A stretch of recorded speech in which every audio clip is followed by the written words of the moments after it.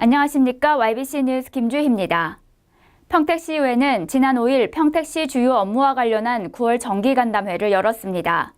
이날 간담회에서는 브레인시티 사업 추진 현황과 오성강변 르네상스 사업 등이 주요 안건으로 다뤄졌는데요. 사업자 변경 등 우여곡절을 겪고 있는 브레인시티 사업 관련해서는 집행부의 날선 비판이 쏟아지며 격앙된 분위기가 연출됐습니다. 최다희 기자가 보도합니다.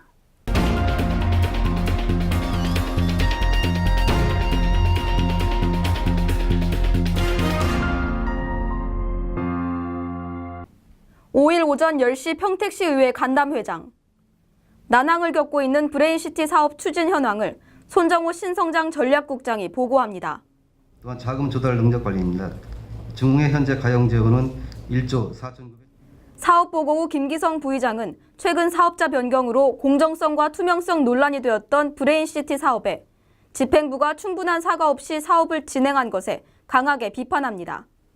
그래서 또 감사 청구가 이제 시민들이 대표해서 이제 올라가는 상태고, 이런 여러 가지의 정황을 보면은 분명하게 사과를 해야 되는데 시는 이거에 대해서 김기성 부의장은 사업 시행사인 중흥건설의 자금 조달 문제도 지적합니다. 여기서 이렇게 아주 교묘하게 이렇게 써놓고서 나중에 또 대출이 되면 전에 이렇게 보고한 거 아니야, 이런 식으로 할 거라.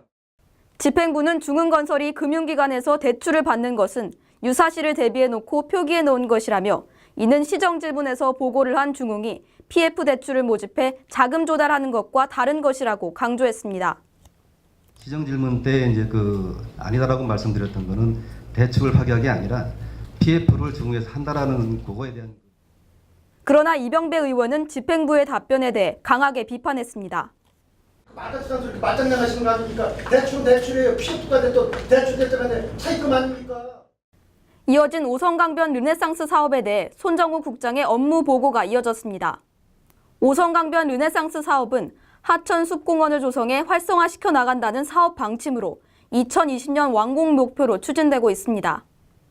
정영화 의원은 사업 공모 과정에 대한 우려를 나타냅니다.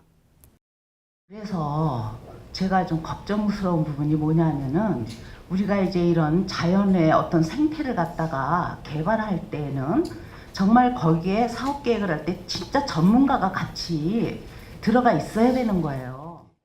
이어 정 의원은 계획적인 방법으로 각 분야의 전문가들로 구성된 자문기관을 통해 자연훼손 없이 사업 개발에 임해줄 것을 당부했습니다. 손정호 국장도 전문가의 조언 아래 민관협의체를 구성해 사업을 추진하겠다고 답변했습니다. YBC 뉴스 최다희입니다. 이날 의원들은 브레인시티 사업 시행자인 중흥건설의 자금 조달 방식에 대해 깊은 우려와 함께 강한 질타성 발언이 이어졌는데요.